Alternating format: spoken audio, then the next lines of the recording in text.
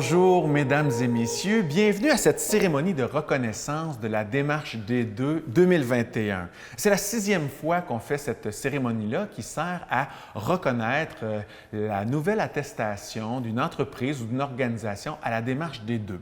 Alors, je m'appelle Pierre-Luc Houde. C'est un honneur pour moi d'être parmi vous, citoyens, décideurs, employés, présidents, tout ce genre de personnes qui peut participer au développement durable de notre belle région. Parce que oui, à toutes les échelles, on peut avoir une implication et faire une différence en développement durable. Quand on est employé, on peut aller le suggérer à notre patron. Quand on est à la maison, on peut faire des petits gestes. Et quand on est dirigeant d'une grande organisation, on peut faire aussi de grandes choses. Alors, c'est ce qu'on va souligner aujourd'hui, la pluralité des actions qu'on peut faire pour le développement durable. Plus précisément, on va parler de la démarche D2, qui est une démarche qui existe depuis 2013 et auprès de laquelle une quarantaine d'organisations et d'entreprises ont participé. On va célébrer les 7 petits nouveaux qui vont recevoir fraîchement leur attestation et célébrer aussi d'autres organisations et entreprises qui poursuivent, après avoir été attestées, continuent la démarche, continuent de réfléchir et de porter de nouveaux projets et de nouvelles initiatives. Bref, on s'adresse aujourd'hui à tous ceux qui font partie de la solution pour faire de ce monde un monde où les projets sont durables. Qui sait, peut-être dans quelques années, on n'aura plus à souligner ces nouveaux gestes parce que ça fera partie de toutes nos décisions, de tous nos gestes, de tous nos projets que d'intégrer les valeurs du développement durable. Alors, est-ce que vous êtes prêts? C'est parti pour cette belle cérémonie d'attestation de la démarche D2 2021.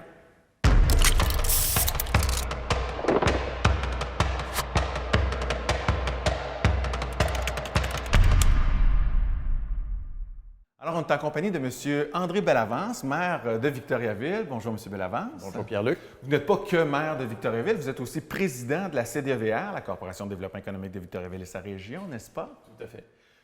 Depuis quand? Tout d'abord, merci de venir dans notre lieu inhabituel. On vous sort du velours de l'Hôtel de Ville pour venir dans ce lieu très industriel. Pourriez-vous nous parler un peu de l'endroit où on est présentement? J'aime ça sortir parce qu'on voit ce qui se passe, à quel point c'est dynamique dans notre région. Ici, on est dans un édifice qui s'appelle Victotech. C'est l'homme d'affaires Louis Roy qui a décidé de bâtir des condos industriels. Alors, c'est un principe là, où il y a bien des gens d'affaires aujourd'hui qui n'ont pas nécessairement besoin de plusieurs milliers de pieds carrés pour s'installer. Donc, on a un édifice où on a plusieurs petits condos industriels où les gens ont tout à fait l'espace pour faire leurs affaires. Et M. Roy a même bâti un autre complexe. Alors, on se retrouve dans l'écoparc et ce sont des gens donc qui ont un intérêt éco-responsable tout en faisant des affaires. Donc, l'écoparc s'appelle Daniel Gaudreau, si je ne m'abuse. C'est quoi un écoparc ou juste un écoparc industriel? Ça a quoi de différent d'un parc industriel ordinaire? Bien, la différence, c'est surtout dans le développement durable, l'importance du virage vert pour des entreprises. Donc, l'écoparc, en plus de ça, juxtapose, si on peut dire, mais en tout cas, est tout près d'un milieu naturel. On a une piste cyclable. Alors, il y a tout un environnement aussi autour de ça qui fait en sorte que les gens qui viennent s'y installer et qui ont aussi la fibre éco-responsable, c'est différent de ce qu'on retrouve dans un parc industriel traditionnel. Donc, il y a vraiment une volonté de la part des gens d'affaires qui s'y installent de démontrer non seulement à la population générale, mais à leurs employés, puis à leurs fournisseurs, à leurs clients, qu'ils ont pris un virage vert. Donc, c'est un lieu éco-responsable. Donc, finalement, ça fait la démonstration que le développement durable, ce n'est pas qu'un souci écologique, c'est aussi un souci économique et social, dans le sens où est-ce que c'est un levier pour attirer la clientèle, les employés. Comme, admettons, vous disiez, la piste cyclable, on est tout près du lac, tout ça. Fait que, donc, il y a des raisons pécuniaires à faire du développement durable. Ce n'est pas nécessairement juste l'écologie. On dit souvent que c'est payant, mais c'est payant à plusieurs égards. Donc, oui, il y a le volet économique, bien sûr, parce qu'aujourd'hui, à notre époque, tu peux aller chercher une clientèle qui exige qu'il y ait un volet qui est consacré plus à l'éco-responsabilité. Les fournisseurs, c'est la même chose, mais je dirais, j'ajouterais à ça, c'est quand tu parlais d'employés, avec la pénurie de main-d'œuvre qu'on connaît actuellement, bien, les gens ont le choix d'aller travailler dans une industrie ou une autre. Et aujourd'hui, bien, avec la nouvelle génération, tant mieux. Ils sont peut-être plus responsabilisés ou sensibilisés que nous l'étions. En tout cas, toi, tu es plus jeune, mais que moi, je pouvais l'être à mon âge quand j'étais plus jeune. Et ces employés-là bien, vont faire un choix d'aller travailler dans une entreprise qui a à cœur le développement durable. Donc, ça fait une différence à plusieurs égards. Économique, environnemental, et puis aussi pour bien, le côté social.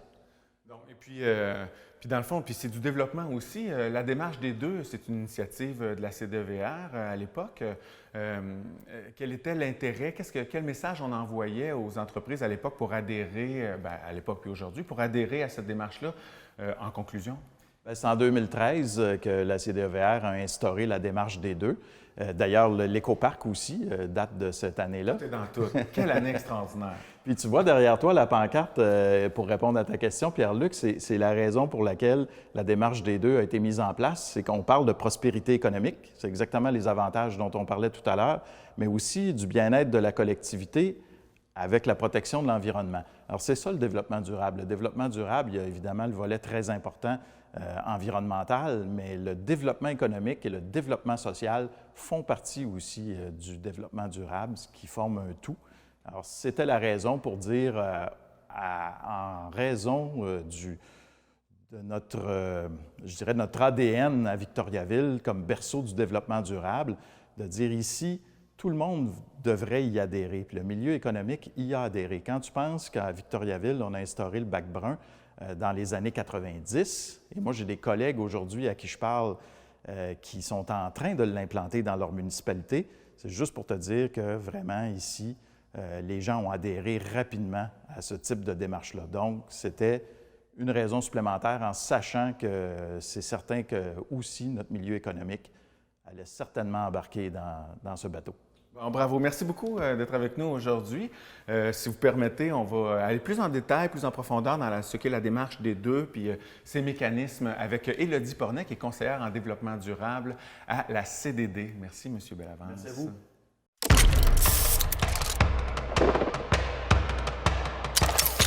Élodie Pornet, conseillère en développement durable à la CDD. Bonjour, ça va bien? Bonjour, ça va très bien, merci. Alors, on commence à savoir c'est quoi le développement durable. Ça fait plusieurs années qu'on en parle, surtout ici dans la région de Victoriaville. Maintenant, plus précisément, la démarche des deux, qu'est-ce que c'est, s'il vous plaît? Oui, alors la démarche des deux, c'est un service d'accompagnement en développement durable pour les entreprises et les organisations de la MRC d'Arthabasca et de l'érable. Puis, ça fonctionne en 3 étapes. Dans un premier temps, on fait un diagnostic. Ensuite, on réalise un plan d'action en développement durable. Puis, la 3e étape, c'est de faire un suivi annuel avec les entreprises parce que l'accompagnement dure 3 ans. D'accord. Les entreprises et les organisations, peu importe leur grosseur, ont beaucoup de chats à fouetter, beaucoup de choses à faire. Alors, quels sont les bénéfices qu'on retire de faire la démarche des deux? Comment vous invitez les entreprises à participer à la démarche des deux malgré tout leur calendrier qui est bien rempli? Oui, bien, effectivement, il y a beaucoup de bénéfices, mais je vais peut-être pouvoir t'en mentionner un ou deux.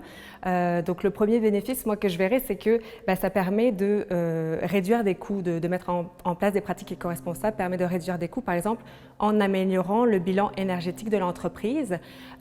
Exemple concret, l'entreprise Plancher HB, qui est située, on est juste voisins, là, à l'écoparc industriel Daniel Gaudreault, lui a mis en place un mur solaire qui lui a permis de réduire jusqu'à 3 000 $ par année en coût de chauffage. OK.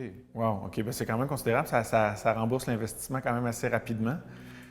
Oui, d'accord. Puis, autre chose, à part là, d'avoir des gestes éco-responsables, est-ce qu'il y a d'autres bénéfices marginaux à réaliser la démarche des deux? Parce qu'on va voir aujourd'hui que des gestes en développement durable, là, il y en a dans tous les sens. Là. Il y a vraiment plusieurs types là, de gestes qu'on peut faire. Oui, tout à fait. C'est sûr que les gestes en développement durable, comme on l'a dit, ça peut aussi bien être du côté économique, social ou environnemental. Puis on le voit de plus en plus actuellement, là, avec l'approvisionnement, puis les matériaux là, qui augmentent le prix des matériaux qui augmente aussi de plus en plus, que l'entreprise doit faire face à gérer aussi certains risques qui arrivent. Et donc, elle doit faire preuve d'adaptation, d'agilité, de résilience. Et donc, oui, c'est ça. Il va falloir qu'elle réponde finalement à des nouvelles exigences. Par exemple, on peut mentionner dans les appels d'offres deviennent de plus en plus exigeantes aussi. Et puis, on voit aussi des nouveaux marchés qui voient le jour. On peut mentionner aussi, par exemple, le zéro déchet, qui est une tendance actuelle. Oui, donc on va aller séduire le client, l'employé, puis on s'adapte à ce qui arrive, ce que le futur nous réserve, parce que on n'est pas les seuls dans le coin à se diriger vers du développement durable. Très bien. Puis aussi, on peut aller chercher du financement grâce à la démarche des deux. Cette attestation-là, j'imagine qu'elle va avoir un rôle important dans la création de d'autres projets, puis quand on va aller rencontrer d'autres instances de financement. Oui, bien, c'est sûr que la démarche 2, c'est un service d'accompagnement, puis on peut effectivement référer des entreprises. Si elles ont besoin, par exemple, de subventions, on peut référer, comme exemple, au fonds Éco-Leader, là, qui possibilité d'avoir des subventions par rapport à ça, ou alors le fonds Compétiver, entre autres, là, mais on peut référer effectivement ces entreprises à ces programmes-là. Alors, le développement durable, c'est pas que du durable, c'est aussi du développement. Alors, n'importe quelle entreprise ou organisation a un grand intérêt à se développer, puis je pense que c'est ça aussi qui intéresse ces décideurs-là. Parlant de ces décideurs-là, on en a 7 cette année qui sont fraîchement attestés, qui vont recevoir ce certificat d'attestation et d'autres qui poursuivent la démarche. On en parlera un petit peu plus tard. Alors, ce certificat-là, c'est moi qui l'ai présentement, mais très bientôt, c'est la clinique vétérinaire de Victoriaville qui va l'obtenir. Alors, on va aller voir tout de suite 4 petites capsules qui vont nous présenter nos 4 premières entreprises qui sont fraîchement attestées par la démarche des deux. C'est parti. Soucieuse de son empreinte environnementale, la clinique vétérinaire de Victoriaville accomplit des actions durables. L'entreprise utilise des pots de pilules plus écologiques et incite ses clients à les réutiliser. Elle les invite également à rapporter les médicaments périmés à la clinique, qui se charge ensuite de s'en défaire de manière sécuritaire. En diminuant la quantité de pots de pilules en circulation, la clinique vétérinaire de Victoriaville contribue à diminuer son impact sur l'environnement. Plomberie 2000. C'est tout naturellement que Plomberie 2000, entreprise spécialisée dans la vente et l'installation de plomberie et de tuyauterie, intègre des pratiques d'affaires éco-responsables. L'entreprise a amélioré l'ergonomie des postes de travail et par le fait même, la qualité de vie au sein des nouveaux locaux. Implantée dans l'écoparc industriel Daniel Gaudreault, Plomberie 2000 a ainsi contribué à améliorer le bien-être des employés qui profitent désormais des bienfaits que leur procure la lumière naturelle grâce aux fenêtres dans les bureaux et d'une table d'estimation faite sur mesure. Participer au bien-être individuel et collectif en plaçant l'humain au top de ses priorités. Voici la vision que se donne Home Studio, entreprise offrant des cours de yoga et des soins de santé. Pour la transformation de son studio de yoga, l'entreprise a utilisé des matériaux renouvelables, comme les surplus de bois issus de la rénovation de son bâtiment et du liège sans composés organiques volatiles pour ses planchers, en plus de faire fabriquer ses meubles par un ébéniste local. En faisant ses choix responsables, Home Studio a amélioré la qualité de l'air et joue un rôle important dans le développement local. Soucieuse d'assurer le développement prospère et durable de son territoire, la MRC de l'Érable s'engage à mettre en place des initiatives éco-responsables au sein de son organisation. L'une des actions durables de la MRC de l'Érable est la création de 5 comités, dont le comité des saines habitudes de vie qui s'inspire de la norme Entreprise en santé mise en place en 2019. Ce comité a permis l'organisation de plusieurs activités, dont une sortie à vélo et la création d'un groupe privé pour motiver l'équipe à rester active. Alors, félicitations à ces 4 entreprises et organisations. On a bien vu qu'on peut être une toute petite entreprise, une plus grosse entreprise, mais aussi on peut être une organisation comme la MRC de l'Érable qu'on vient de voir.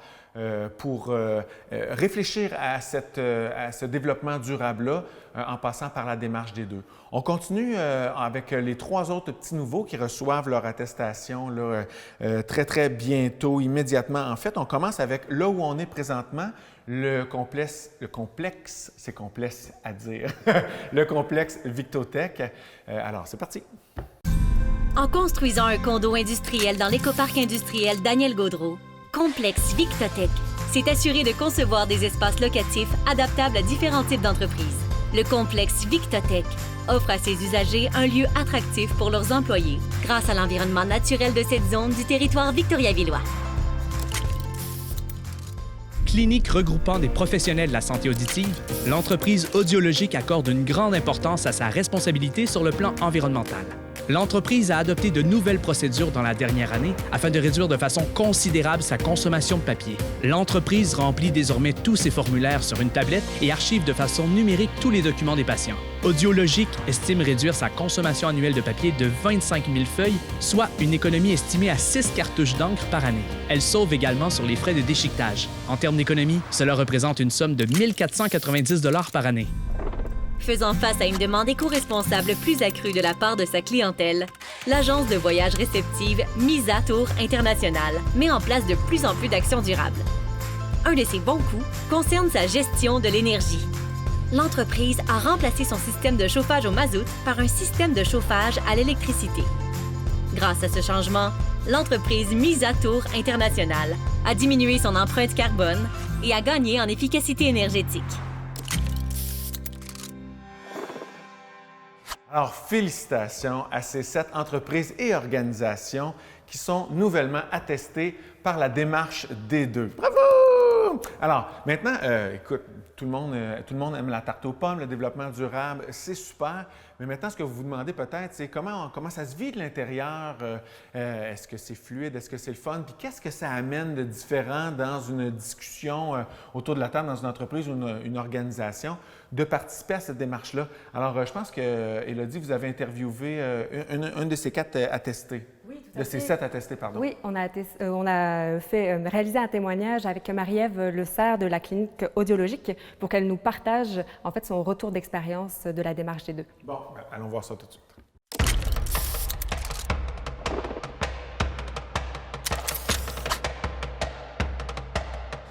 Bonjour Marie-Ève. Bonjour. En quelques mots, est-ce que tu peux nous expliquer ce que fait ton entreprise et ensuite, est-ce que tu peux nous dire quelles ont été les raisons qui vous ont poussé, toi et ton équipe, à entreprendre une démarche en développement durable? Parfait, pas de problème. En fait, Audiologique, c'est une clinique privée de santé auditive. Fait que notre travail, qui n'est pas très connu comme audiologiste, c'est de faire l'évaluation de l'audition, le nettoyage des oreilles. On s'occupe également des problèmes de vertige, d'acouphènes.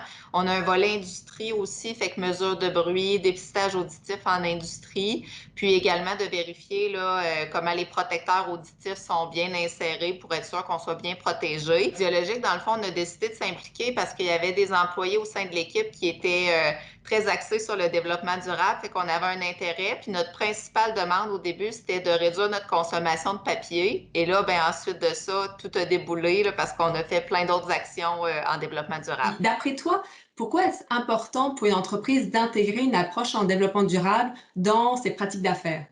Bien, c'est important parce qu'on est à la base, vraiment, on donne l'exemple à la communauté, aux employés, puis tout ça, on a fait la promotion auprès des clients comme quoi on adhérait au programme de développement durable.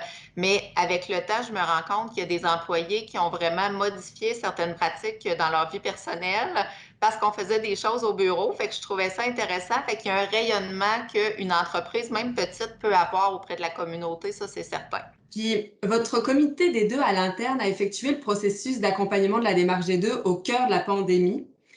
Quels ont été les impacts de la COVID dans la mise en place de vos actions en développement durable? Bien, ça a bien été parce que la pandémie chez nous, chez Audiologique, dans le fond, ça a été un tourbillon de réflexion. Là, fait qu'on a repensé notre modèle d'affaires, tous nos services, puis on a intégré en même temps une analyse de nos processus opérationnels. Puis là, ben, on s'est dit, crème, on consomme beaucoup de papier, il y a plein de choses qu'on peut faire. Fait que ça nous a vraiment propulsé. On a eu une petite problématique quand on a voulu intégrer notre réduction de papier parce que tous nos formulaires maintenant sont sur ordinateur, sur des tablettes. Fait que ça a été un petit souci technique d'adapter nos formulaires pour qu'ils soient lisibles quand on les envoie vers d'autres référents, les médecins et tout ça, là. Mais somme toute, la pandémie nous a fait accélérer cette transition-là, fait qu'on est très contents. Et vois-tu des retombées positives sur les employés suite à cet accompagnement et à la mise en place d'actions durables? Peux-tu nous donner peut-être un exemple de retombées positives envers tes employés? Bien, comme je disais, tu sais, il y a plein d'employés qui ont instauré des petits changements au niveau de leur vie personnelle à la maison. Par contre, l'occasion s'est présentée d'instaurer une politique de conciliation vie personnelle-travail, ce qui fait que là, on a vraiment balisé les heures de travail des employés pour éviter que les gens répondent à leurs textos, leurs courriels en dehors des heures normales d'affaires. Là, on avait tendance à déborder énormément, fait qu'on a recadré ça pour que les gens aient une meilleure qualité de vie. Fait que ça a été très positif. Puis on a instauré aussi un principe dans notre politique qui fait que les gens sont plus maîtres de leur agenda puis peuvent modifier leurs horaires au gré de leur désir, dans le fond, ou d'un aspect plus personnel de leur vie. Là. Fait que ça, c'est très apprécié. Un grand merci, Marie-Ève, d'avoir partagé avec nous ton expérience avec la démarche des deux. Bon succès dans vos pratiques d'affaires durables.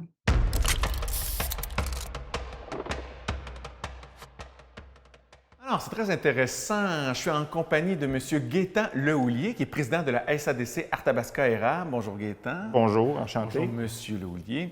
La SADC, dans le fond, c'est la Société d'aide au développement des collectivités. Qu'est-ce que vous avez pensé du petit clip qu'on vient de voir sur Audiologique? C'est intéressant comme processus, la démarche des deux. Oui, je trouvais ça très intéressant ce que Marie-Ève nous disait à propos du rôle de modèle un peu des entreprises qui s'impliquent. Ils jouent un peu un rôle de modèle tant auprès des employés qu'auprès de la communauté. Donc, ça incite les gens, ça les stimule éventuellement à poser des gestes concrets en lien avec le développement durable. Ouais, donc, l'entreprise peut devenir comme une petite pépinière où est-ce que là, les idées foisonnent, mais après ça, bien, on a un quartier, on a une famille, on a des amis, tout ça, ça se promène, cette belle chose. Ça catalyse, ça stimule. Bon. Vous, depuis quand êtes-vous impliqué à la SADC Arthabasca Érable, au sein de la démarche des deux? Au sein de la démarche des deux, bien, le SADC s'est intégré en 2016, principalement pour aider, dans le fond, à développer la démarche aussi dans la MRC de l'érable. Okay. Parce qu'on est SADC, MRC, Arthabasca Érable.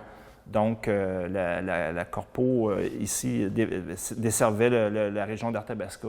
Fait que notre implication a permis d'élargir la démarche à l'érable aussi. Agrandi le territoire. Vous avez propagé la bonne nouvelle. Oui, puis ça faisait partie de nos orientations stratégiques de contribuer au développement durable.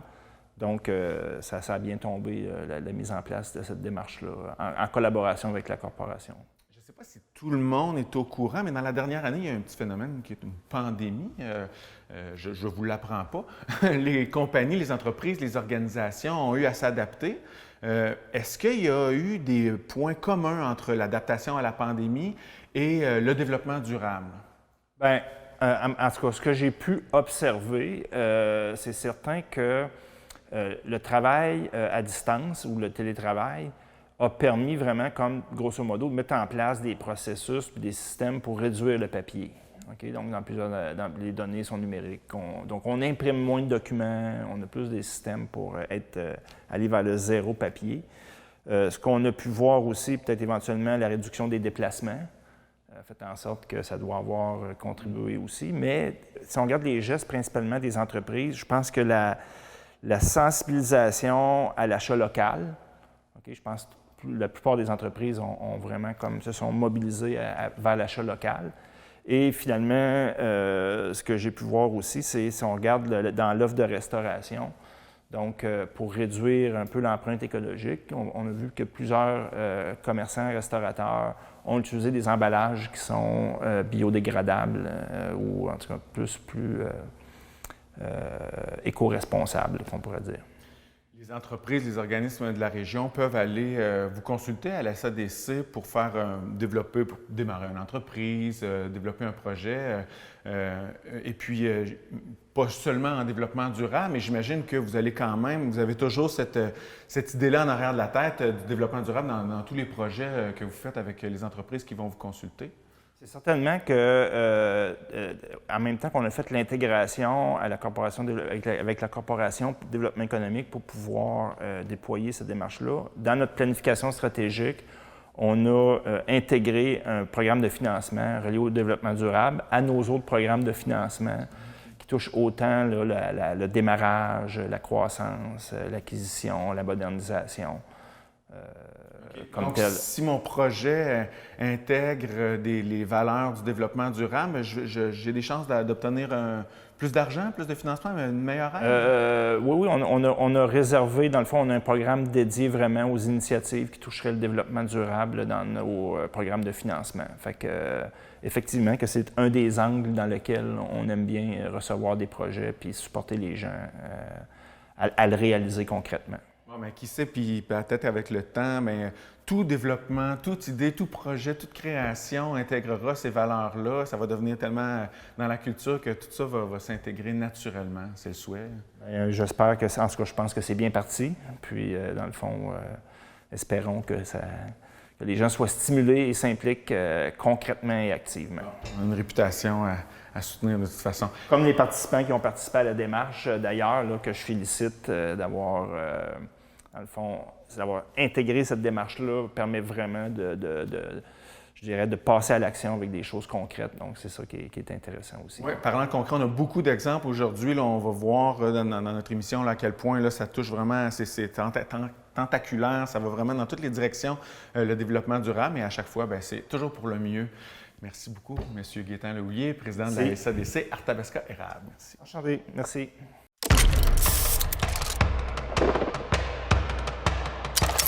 Précédemment, on a célébré les nouvelles attestations de la démarche D2, mais une fois que la démarche de 3 ans est complétée, on ne devient pas un pollueur expert, on continue de chercher à se développer de façon durable. On a la piqûre finalement.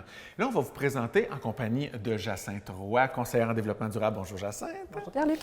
On va vous présenter des entreprises et des organisations qui ont été attestées en 2018 et qui poursuivent leur bonne œuvre et qui sont maintenant tatouées D2 sur le cœur. Alors, la première, premièrement, c'est quoi un renouvellement, Jacinthe? Qu'est-ce qui se passe quand on a terminé là, nos 3 ans d'attestation puis qu'on veut poursuivre la chose, on a d'autres projets?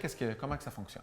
Oui, bien en fait, vu que c'est un cycle de 3 ans, l'idée est de voir un petit peu dans les 3 premières années, l'entreprise s'est donné des objectifs avec un plan d'action qu'on avait établi avec elle. Donc là, c'est de voir si on cheminé, si on atteint certains objectifs ou non. Et on renouvelle, en fait, avec eux, on se rassoit, on regarde l'avancement des actions identifiées. Et certaines ont été réalisées, d'autres, on va vouloir poursuivre. Donc, on identifie à nouveau des actions pour le prochain cycle de 3 ans. L'idée, c'est vraiment que ça continue à être une démarche en continu, de l'amélioration continue. La théorie du petit pas, on continue à avancer d'année en année. Puis nous, l'équipe de la démarche des 2, on est là pour les soutenir à travers le temps là-dedans. Jusqu'à ce que ça devienne une philosophie, un leitmotiv. Donc, on en a 7 entreprises là, qu'on renouvelle aujourd'hui, cette année, disons. La première étant Le Mont Gleason. Oui, donc le Mont Gleason qui, par la mise en place d'une station de remplissage de bouteilles d'eau, a réduit de 1200 bouteilles d'eau en plastique la quantité en moins cette année, et ce qui permet aussi d'éviter 108 kg de CO2. Il y a aussi Progesco qui renouvelle. Oui, Progesco qui, grâce à une saine gestion des matières résiduelles, réussissent à éviter l'enfouissement de 96,2 % de leurs matières résiduelles générées, ce qui leur a aussi permis d'obtenir une reconnaissance au niveau provincial avec Recycle Québec. La ville de Kings et Falls. La ville de Kings et Falls, qui, grâce à la mise en place d'un programme d'aide, a accordé 18 subventions pour l'installation de bornes de recharge pour des voitures électriques auprès de leurs citoyens. OK, cool. Le parc Marie-Victorin, c'était déjà vert un peu. Qu'est-ce qu'ils ont fait? Le Parc Marie-Victorin, grâce à la construction des jardins de l'extraordinaire et l'ajout de 100 acres dans ce projet-là, mettront entre autres en place un aménagement d'un espace de développement durable présentant des zones de protection de la faune et des méthodes de culture éco-responsables. Bon, c'est cool, on va aller les voir. Puis là, on ne se déplace pas beaucoup, on s'en va chez Cascade. Oui, Cascade qui, pour l'année 2020, 70 de leurs transports ont été réalisés avec des transporteurs certifiés SmartWay, un programme qui permet de réduire les GES, et tout ça grâce à leurs efforts continus d'amélioration et d'optimisation de leur chaîne logistique. All right. Maintenant, un athlète olympique du développement durable, B-Transition.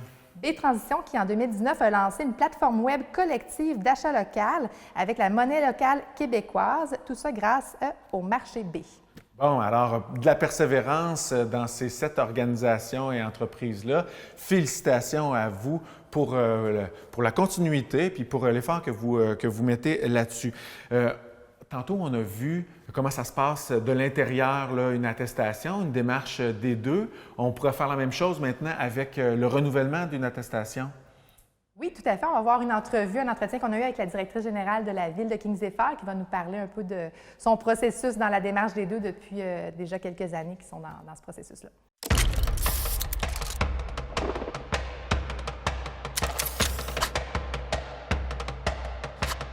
Bonjour Annie. Bonjour Élodie. Peux-tu nous dire quelles ont été les raisons qui vous ont poussé, toi et ton équipe, à renouveler une démarche en développement durable?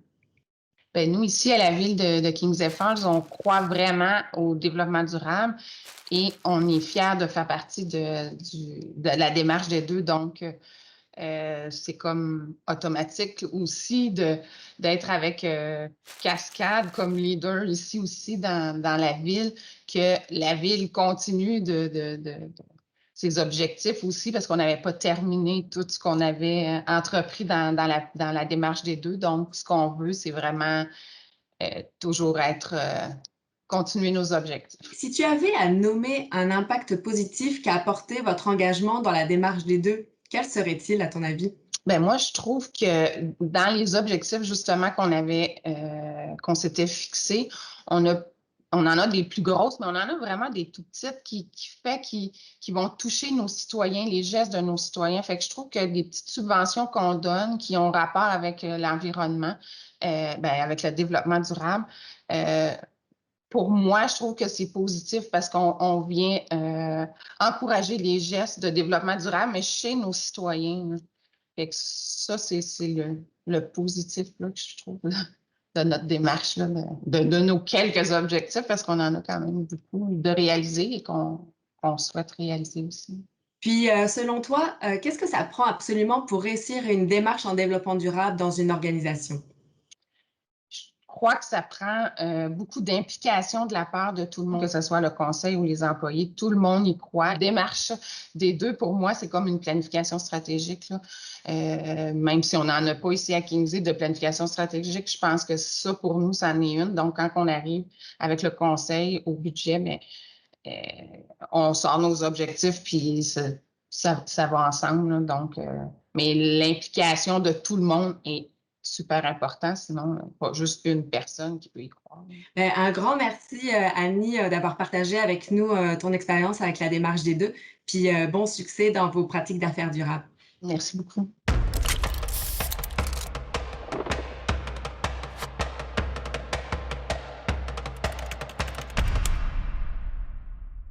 Très intéressant ce qui se passe à la ville de Kings-Eiffel. Tiens, on va en parler avec M. Christian Héon, qui est président de la CDD, la Corporation du développement durable. Bonjour, M. Héon. Bonjour. Vous allez bien? Très bien. Merci d'être avec nous. En fait, ce que je trouve intéressant dans ce qu'on vient de voir, c'est la pluralité, les 3 dimensions là, de cette démarche-là qui s'adresse aux petites entreprises, aux grandes, aux organisations aussi. Là, on vient de voir un exemple d'une municipalité. C'est intéressant, ça? Bien, on le voit, il n'y a pas de petits gestes. Il y a juste une action collective qui devient importante. Donc, les petites, les grandes organisations, les petits gestes, les grands gestes, tout compte pour un bon développement durable. Bon, c'est ça. Tout est dans tout, finalement. Ou presque.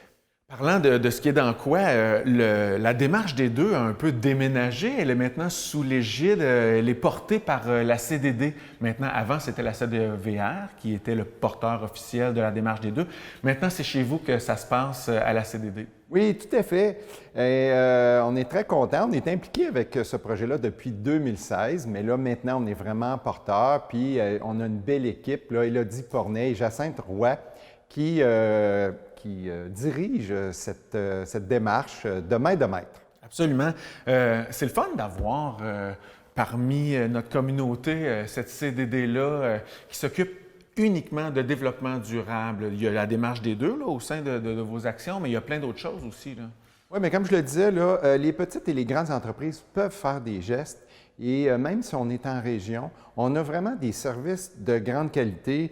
La CDD permet d'avoir accès à des programmes du Fonds Éco-Leader, par exemple, à des services d'économie circulaire, dont les petites entreprises sont particulièrement friandes et qui peuvent vraiment aller chercher une plus-value. Bon, parfait. Bien, merci. Bravo, M. Héon, de vous impliquer là, comme ça dans notre développement. Puis bravo aussi aux 15 entreprises qui ont été, dont on a célébré la certification aujourd'hui. C'est un grand pas qu'ils font, ces organisations-là. Tout à fait, tout à fait. On est rendu maintenant une quarantaine d'entreprises, vous l'avez vu, qui participent à ça.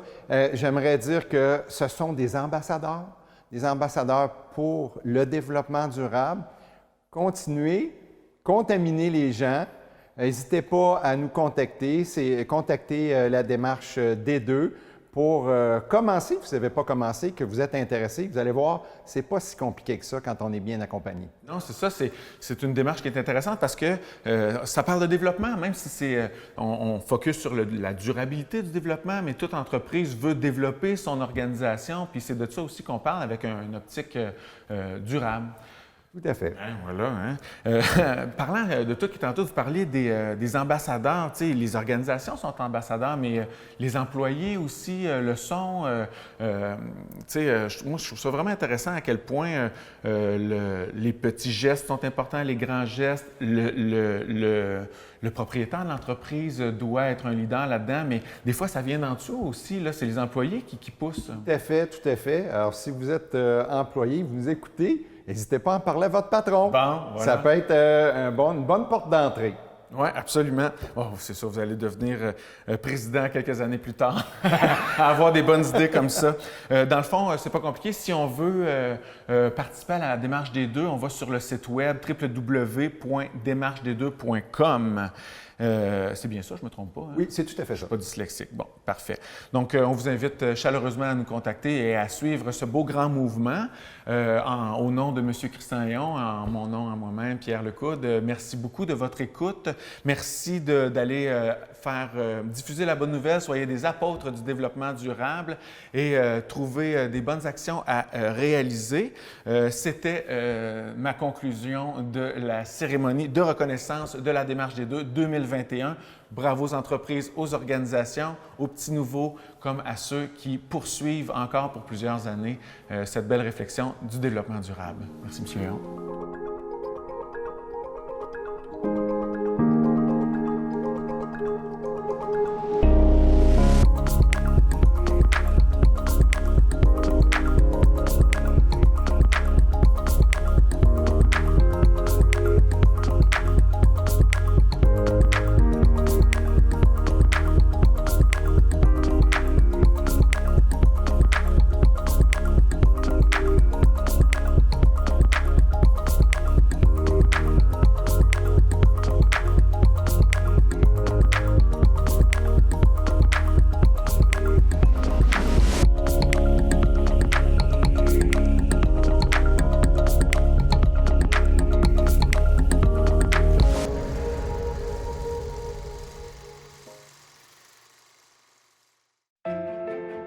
Au Québec, il n'existe qu'un seul centre, et c'est le nôtre, le Centre du Québec.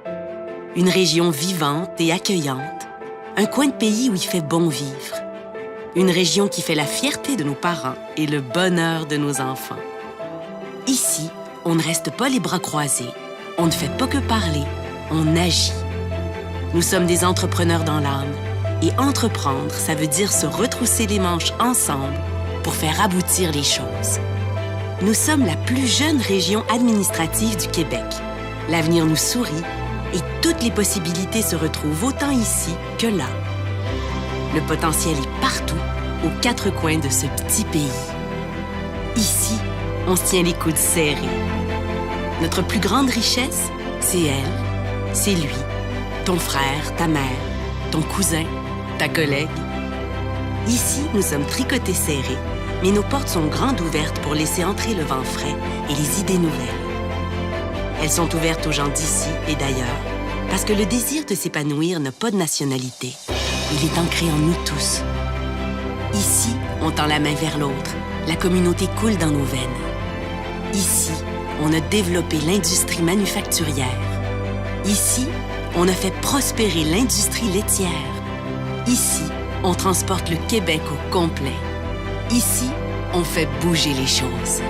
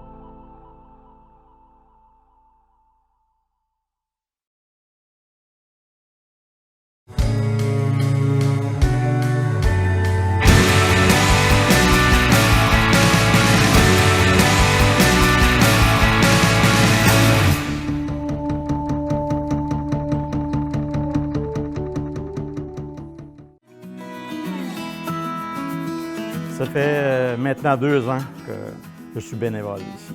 Moi, c'est parce qu'ici que j'aime le bénévolat ici, parce que c'est un esprit familial qui nous met tout à l'aise. Ça me valorise. Je me sens un petit peu important de travailler pour les gens qui m'ont donné un jour la chance, et c'est à mon tour de leur donner une chance de promouvoir leur talent. Je suis Gérard Saint-Cyr et je suis bénévole.